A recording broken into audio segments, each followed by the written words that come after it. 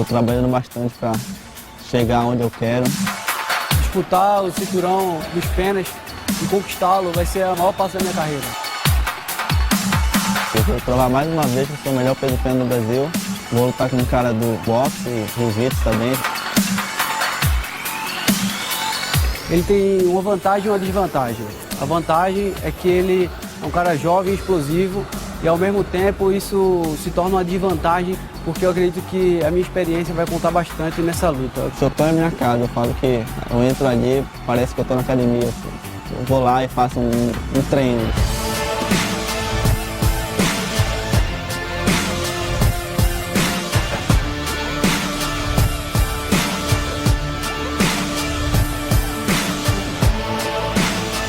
Felipe luta em pé, sempre procura desenvolver a luta no pé, apesar dele ser faixa preta de jiu-jitsu. O melhor caminho seria colocar ele para baixo, porque às vezes que eu vi ele em má condição foi na hora que ele estava com as costas no chão. Eu vou chegar lá e fazer o meu e provar que eu quero estar entre os melhores do mundo. Não, o sonho é entrar no UFC e fazer história lá dentro. Eu tenho Muay Thai jiu-jitsu desde criança, o UFC eu comecei agora, mas eu estou evoluindo a cada dia. Eu sei que qualquer área da luta ali eu vou me sentir bem. Tenho enfrentado adversários de todo tipo e sinto mais completo do que meus adversários. Não vejo outro resultado a não ser minha vitória. Weight main event, Felipe Froes, the champ, 24 years old, 5'7", $145, taking on Marcus Imperador, 36, 5'7", 146. Robin Black thinks a good performance from Felipe Froes tonight could land him in a big show. Dois lutadores. No corner, azul, da equipe Royal Gracie Elite, pesando 66 quilos, ele que tem 1,75 de altura, um cartel profissional, 10 vitórias, 4 derrotas, 1 empate, praticante de jiu-jitsu natural do Rio de Janeiro, Brasil, senhoras e senhores, ele So he was thinking back 3.5 years, oh yeah, no trouble cutting 15 pounds. That wasn't true this time. He's got that added pressure, not fighting for the belt, dealing with judgment. He can erase all of that with a win. Vermelho, da equipe Nova União, pesando 66 quilos, ele que tem 1,75 de altura, um cartel profissional de MMA, 2 vitórias, Brazil 2 featherweight derrotas, champion no matter 1 what empate. happens, man. At the same time, Praticante he de still Muay Thai needs his best Jiu-Jitsu performance natural do Pará, to get this senhoras e win senhores, and start ele é looking at the UFC. Felipe Froes! Senhoras e senhores, essa luta terá duração de 3 rounds e 5 minutos. O árbitro central, Osiris Maia. I have a strong feeling this one is not going to go the distance. I hate playing crystal ball. I just got that feeling. If Marcos Vinicius Imperador can get this thing to last a little longer, his chances obviously go up. Pronto, a His música other do chances to Felipe. time that left hook on the way in. But Froes, he is a craftsman. He's a young stud on a 5-fight win streak. And he's hungry. That's one of the things that that you can't really discount. I mean, his records are very similar, 10-4, 12-2, but it's really that hunger. And last time we saw Marcos Imperador, he was putting his jiu-jitsu to work, got double underhooks, 20 years of Brazilian jiu-jitsu. Froes did a great job off that single, kind of went down, almost went for the roll, and then got back up, so took away the ground threat. He's keeping his hips there. He wants to spread his feet, if possible, soon. He looks for that single. Beautiful stuff, man. Nice. That has got to feel good. This isn't a place that we've seen Marcos Imperador very much in his judo career, working off of his back. Third-degree black belt jiu-jitsu.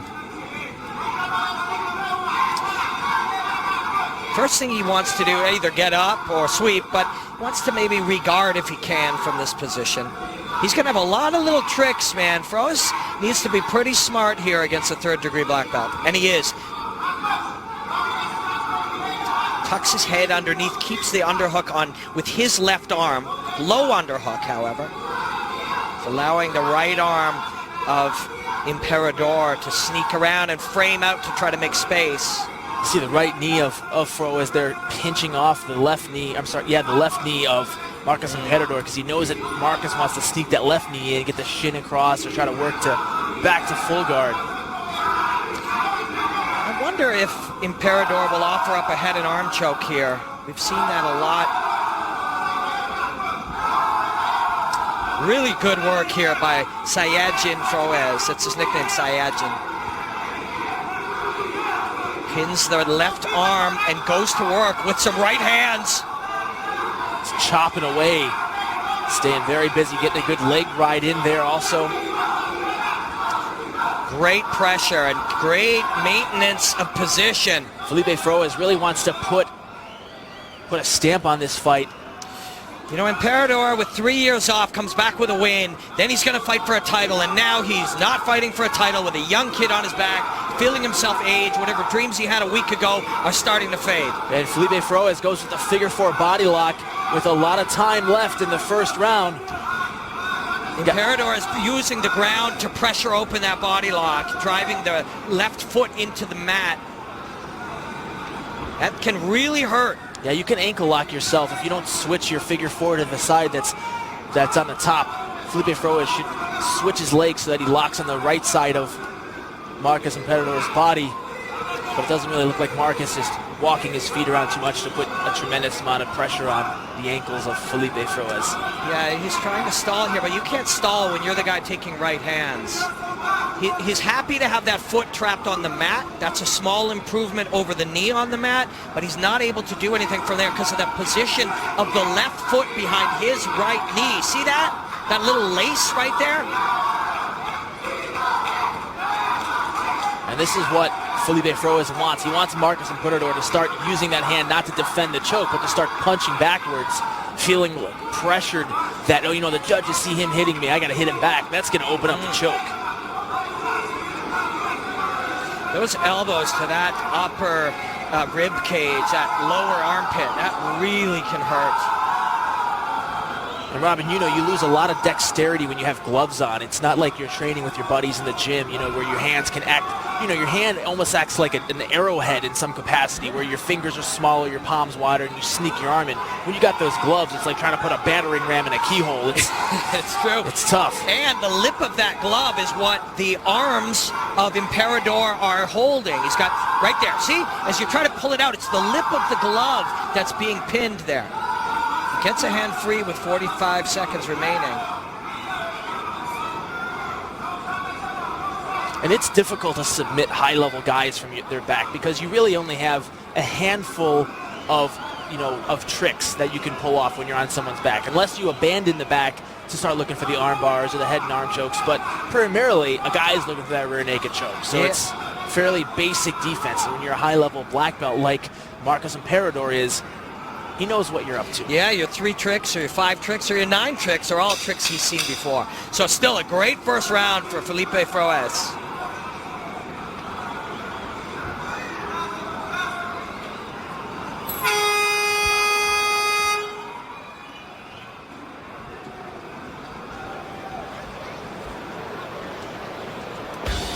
But action started right here, Robin.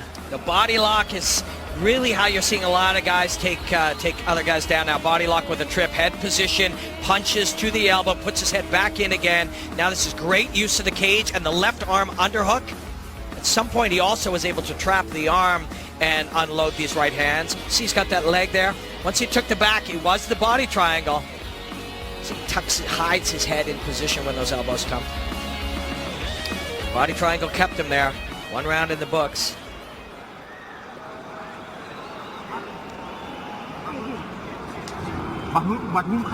We also saw the beginning of that round. Froes came in here with the right strategy. Vinicius was a counter puncher when you came into the range of his left hand in his last punch.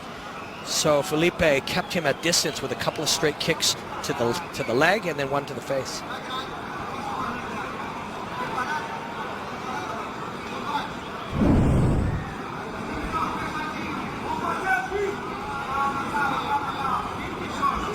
Felipe Froes going southpaw to orthodox.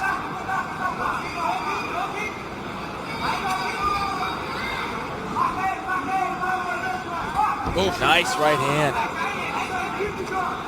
The one tool that we saw from Vinicius when he came back after that 3-year hiatus against Jean Silva was his left hook. That was the big weapon, the timing of the left hook. So you know that Froes has to watch out for that. He tried it right there. He's tried it again.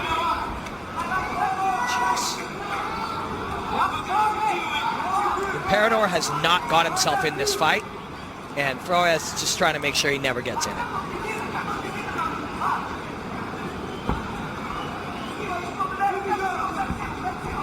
Imperador looking for the single leg takedown, time that off of the kick. Felipe went switch kick, and Marcus was able to predict it.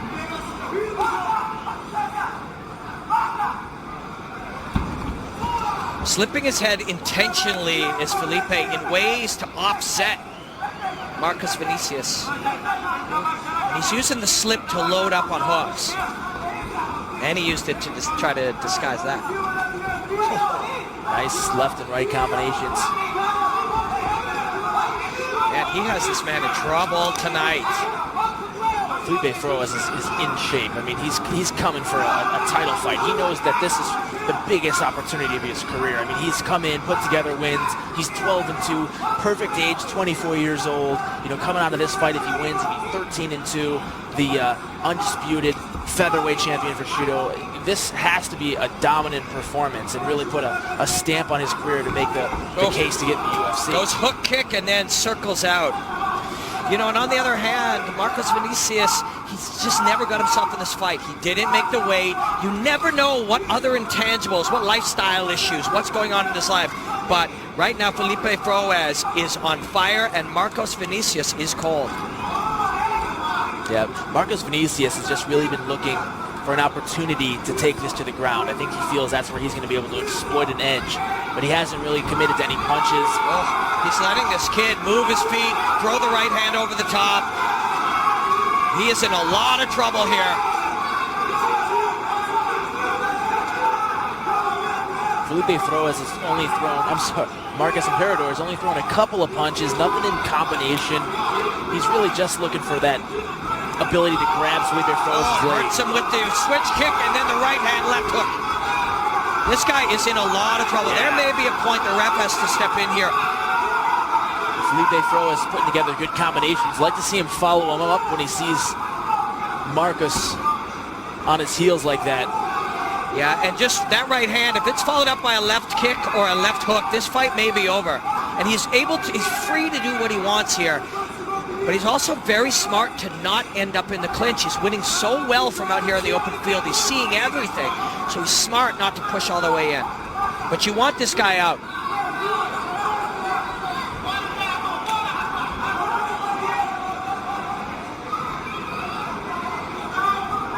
You have a feeling it's coming. When you see Marcus Imperador, he's not even turning his hips over on those kicks. There's really nothing on those, even if they do connect. Froes tries for a double leg takedown. Good defense by Marcus, but not where he wants to be, pressed up against the fence. Froes would have loved to have got him out of there in some of those striking exchanges, but he felt himself fatigued. He didn't have the zip on his punches anymore, so he thought, get in here. If you can get on top, you'll do some great work. If you can't, you've already got this round, and he will get on top. Yeah, nice takedown. Stays really tight on Imperador. Now Imperador may get, he has a form of mount already with the right shin instep in. The one butterfly, single butterfly, trying to climb up and take care of that left arm with that shin. The butterfly being used a lot more because it really can keep your opponent at bay. You can push off the hips, create space. A lot of guys, when they start going to close guard now, they're just kind of using that to stall out and rest a little bit. They're not being as active as we'd seen. So overhook on the right arm of Froes, right? And he's pushing the head. There's an omoplata set up here. You push off with the right foot in the hip, and you bring that down. Froes aware of it, tucks his chin to get out of it. Froes has had another killer round. That overhook sets up that omoplata or gogoplata threat there very well. 2 rounds to none if I'm a judge. Luckily I'm not. Nice right hand. Talk us through some of the action here, Rob. Yeah, stepping and curving, putting footwork in on beats. So 1, 2, footwork 3, and just really timing everything nicely. Able to do whatever he wanted. Hook kick even off the lead leg. And he's always moving out. He is on fire tonight. Right hand to left hook. There was a switch kick to the head in there. This is it. There was all kinds of beautiful stuff. And moving out at different angles, stepping off, driving back in from a new angle. Just killer stuff. Imperador is still in this fight on paper. Anything can happen. We've heard that a million times. But right now, man, it would take a miracle for Felipe Froes to make a mistake here. This kid is firing like crazy.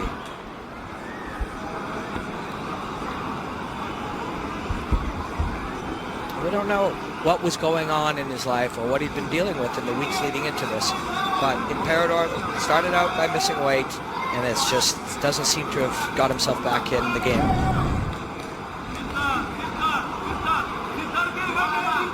That minute off, he's like, oh yeah, it wasn't so bad. And then boom, two punches right out first couple of seconds. It'll be interesting to see if Felipe Froes, he has to know he's got this fight won. So does he just coast to a victory, or does he come in and try to really finish this fight?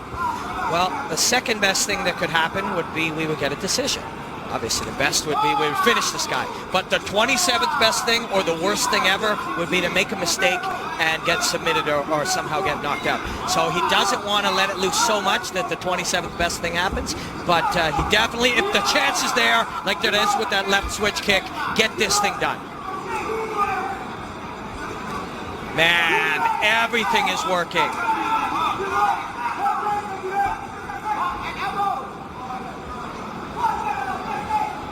It just moves away. Just one step back and 2 steps around, and he's not there. Striking, backing up now. Right hand landing pretty much every time he throws it. Do you think those guys, the 95% of people who picked him to be the favorite, they're looking like they might be right? That's looks pretty accurate this far. Felipe Froes with another double leg takedown. And now we're going to see where he was in the first round, working on the back of Marcos Imperador with a lot of time left. Now he was able to defend in the first round for over 2 minutes and 40 seconds, but is fatigue going to play a factor here? Oh, there's that ankle lock you talked about. He corralled that foot. Now he will try to use it. The body lock, pressure with the body lock, not quite as effective as just if you make the cardinal error of crossing your feet. Then it's ankle on ankle, and he could use his pressure to ankle lock you. Ankle behind your knee, not quite as much. Oh, he's under the chin. Yeah, that chin is a deep left now, and I think that Marcos Imperador knows that as soon as he felt that elbow on the chin, he went, uh-oh. He put his chin and started tucking it. Yeah. And he's going to hold on really tight to the right glove here of Felipe Froes. He knows if he gets it out, it could be the end. We've seen recently people finish just across the face. It's been happening a lot at the UFC level. This time, that control of the right wrist. You see, Felipe is controlling the right wrist, but it's only because his right wrist is forced into that V of the elbow. If he could get that thing free, he knows he'd be able to get this man out of here. Here it is again. His foot behind his leg, not quite so bad. If his foot was behind his own foot.